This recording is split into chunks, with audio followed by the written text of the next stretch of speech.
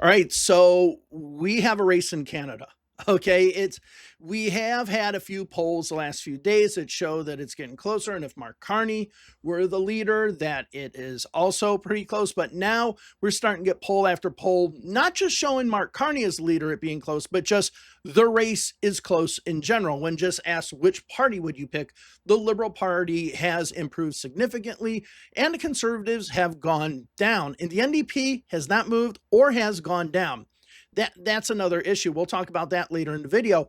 But I want to look at two polls that came out yesterday and maybe the day before, the Ecos poll and the Main Street Research poll. Now, in all fairness, the Ecos poll is usually a poll that has shown the Conservatives doing worse than the other polls.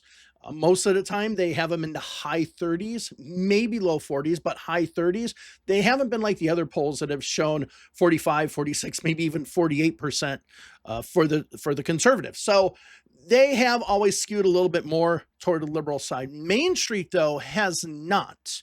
And that's important. I think the last poll they had the Conservatives at 45%. Now it's significantly less. So we are seeing, once we're aggregating all these polls, we are starting to see this momentous shift going over to the Liberal Party. So we're going to go ahead and talk about that. We're going to go over those polls. Few things before we go. First of all, Suzanne Delacourt, if you have a subscription to the Toronto Star, she did an article really good here talking about a lot of these shifts that have been happening. So if you have a chance to look at that, go ahead and look at that. And as far as the Ontario elections, I've not talked about those yet. I might, because there really hasn't been any movement except for the Liberal Party kind of becoming the second party. Going into the election, we didn't know if the Liberals or the NDP were going to be the big party coming out of, who was going to be the one against Doug Ford and progressive Conservatives. Right now,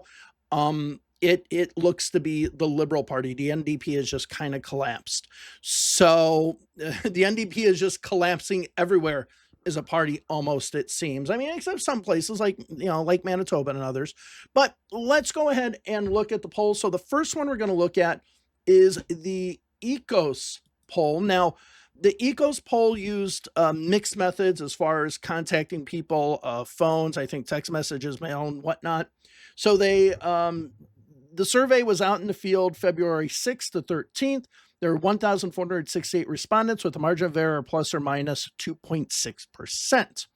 So let's go ahead and see what Ecos has, because I ask a few interesting questions as well. So the first one here is just the overall number. And you can see this has now shrunk drastically. Okay, so technically, this is now within the margin of error. Very, very slightly, but it is within the margin of error, because the margin of error is 2.6%. Okay, which means you kind of have a 5.2% difference. Here, you got a 5% difference. So it is within the margin of error. We are in a statistical tie. The New Democrats are at 15%, and they're just starting to go down a little bit, because before the election, the NDP looked like that they could possibly be the second largest party. They looked like they could maybe be, as far as popular vote, the second largest party. Now, as far as becoming the official opposition, that might have been a little bit harder, but because Liberals are strong in a number of seats. But yeah, the New Democrats are at 15, Bloc Québécois at 5, and the Green Party at 3.5. Now, if we look at the provinces, so we're going to start off with Ontario. And as I've always said, and I hate to say this, especially someone who really loves Quebec and like to talk about the influence there, you got to win Ontario. You got to do well in Ontario. At least you got to do well in the GTA. As I wear my Blue Jays jersey. And for those who are asking, you might be asking, are you just going to be wearing this Blue Jays jersey all the time? No, I'm actually ordering more, so I'll be wearing more Blue Jays jerseys. Anyway, you can see here, the Conservatives and Liberals are basically in a statistical tie, because the margin of error for this one will be much larger. The New Democrats at 15%, the Green at 4%, and obviously the Bloc Québécois is not competing in Ontario, so you had the People's Party, Maxime Bernier's party at 3%. So Again, you a lot of times will see a lot of national trends reflecting what's happening in Ontario and vice versa. If the Liberals are able to eke out more seats in the GTA, then they win this thing, especially with the next one we're going to show, which is the Liberal Party surging in Quebec. Now, remember, this is before treating it, and Ecos didn't do this. Ecos didn't say, if Mark Carney is the leader, how would you vote? So this is before, or without it even being treated as Mark Carney being the leader. This is just liberal or conservative. This is a question being asked of Justin Trudeau's Liberals. The Liberals are now at 33%. But what's really interesting here and could maybe shift what's happening, and we'll see, is that conservative number at 30%, the Bloc Québécois at 22%. That is very much a flip of what we expected to see. The New Democrats are at 9%, and the Green Party is at 4%. Even though the People's Party is technically, Maxime Bernier, the leader, is based out of Beauce, out of Quebec, they're not even in the top. But the fact that the Conservatives are doing much better than the Bloc Québécois is probably a concern for the Bloc Québécois. So let's see what happens there. But the Liberals, with Carney especially now being talked about as leader, doing quite well in Quebec. Now, Ecos did ask Canadians about their approval of Trump. Do you approve or disapprove of what he has done as president, I guess? And 75% of Canadians disapprove of Donald Trump. I wish we could get these numbers here in the United States, but nope, we have, as I mentioned in another video, a lot of stupid voters. But only 18% approve. I could not get this number on a provincial level. My guess is a huge number of that 18 is going to be Alberta. All right, so now let's go ahead and delve into the numbers based on age, because you are starting to see a trend in the United States and Canada where younger people are starting to become more conservative. Now, in Canada, it's a little bit different. So you can see here those under 35, you can see that conservatives have 37% support in this poll, with the Liberals at 26% and the New Democrats at 25%. And there's a reason why this is. The Liberal Party in Canada is kind of considered like the old establishment party that doesn't rock the boat, Canada's natural governing party, as it's called, right? So younger voters might want to rock the boat a little bit. That's why the NDP number is so high here. But you are seeing a lot more younger voters go into that conservative column, which I would argue isn't that shocking. I would say when I was in Canada and I saw a lot of the younger people who were my students when I was at McGill, I would say that a lot of those conservatives were kind of more molded around the Reagan slashed attacks type of conservatism. So that doesn't surprise me. But the People Party's at 4% with this group of voters. So I think this is the strongest that the People's Party did with voters. Now, if we look at those 35 to 49, we see the Conservatives have a bit of a lead, a bit of a cushion. This is not unfamiliar from what we saw in the United States. But again, Conservative and Liberal parties are totally different. The Liberals are at 28% with 35 to 40 voters, which is a bit concerning. That's a little bit low. If they're able to get this number down, obviously, I think then the Liberals start skyrocketing. Now, if we look at 50 to 64 voters, we do see that the older the voters get, they kind of get into that two-party liberal conservative group, and you see all the other parties kind of falling down. You see the NDP now at 11%. Okay, and with 65 and older voters, we see the Liberal Party actually with 48% compared to the Conservative Party with 33%. So this, again, is one of those situations where a lot of older voters are very comfortable with the Liberal Party, comfortable with Pierre Elliott Trudeau, Jean Chrétien, Paul Martin. So they fall into this column, and it does not surprise me that older voters are very much usually staunchly Liberal voters. Now, they also did it based on class, and they didn't exactly say which groups or how these are determined, because there are two. They say working class and middle class. I'm like, okay, well, one can be part of the other. But they say poor, and I assume poor would maybe be people who have income levels under the poverty line in Canada. As you can see, poor voters are voting more for the Conservatives, 32% to 27%. And then you see the NDP, the New Democrats, at 25%. So a lot of these voters might be looking at the other numbers we had, younger voters. If we look at working class voters, we see the Conservatives with a slight lead here. Again, with the margin of error being 2.6 on the overall poll, once we bring it down into the crosstabs, these margin of errors are going to get higher. So chances are this number is within the margin of error. So we had the Conservatives at 39, the Liberals at 30, NDP at 19. Now you see the People's Party down there at 4%.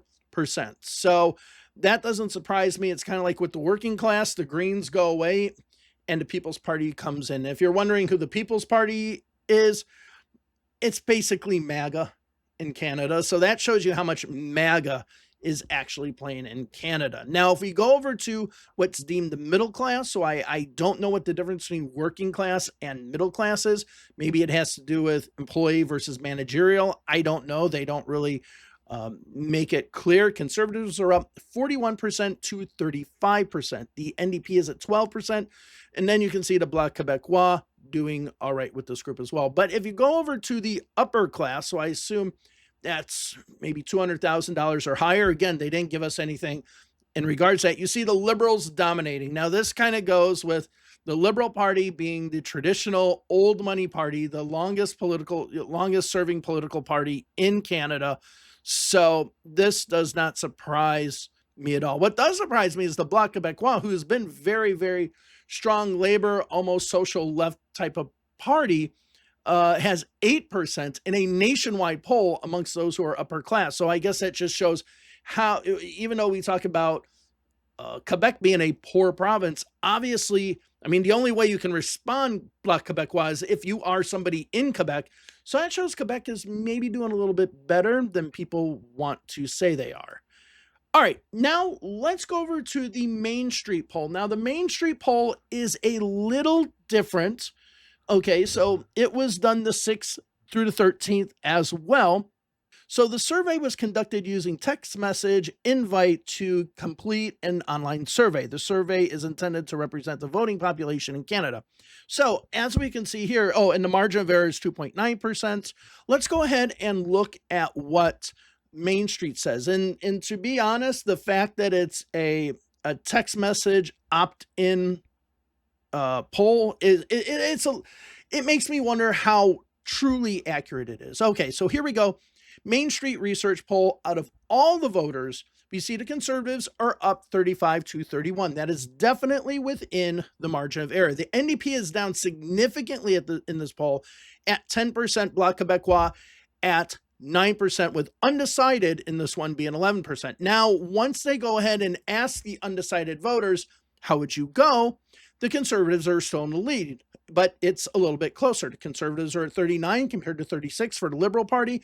The NDP does not go up. The Bloc Québécois at 10%. That is just really, really high. Unfortunately, with these polls from Main Street, we weren't able to get the provincial breakdown.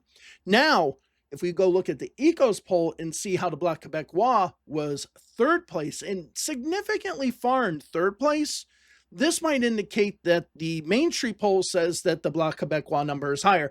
That number in Quebec is going to be huge, and it just seems to be, the Bloc Québécois number just seems to be floating all over the place. Now, they go ahead and ask, what do you think of the Liberal Party if Carney is the leader of the Liberals? Okay, those other ones were just Liberals versus Conservatives. So here, if you look at Carney as the leader, the Liberals now take the lead.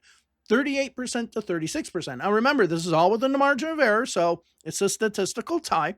The Conservatives could truly be ahead in this one, but you can see the Liberals here are up by 2. The NDP still at 11, Bloc Québécois at 8. So you do see, as Carney gets in there, the Conservatives are lose a little bit. The NDP actually seemed to gain 1, but the Bloc Québécois goes down. That indicates that again, we don't have the crosstabs for the provinces. That indicates that Carney is doing well in Quebec. Now, once they include the leaners, so they take those undecided voters out and throw in those undecided votes, say, hey, make a choice. Do you want Liberal, Conservative, NDP, whatever?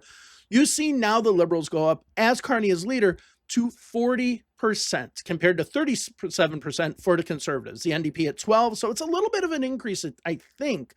Bloc Québécois goes down to 9%.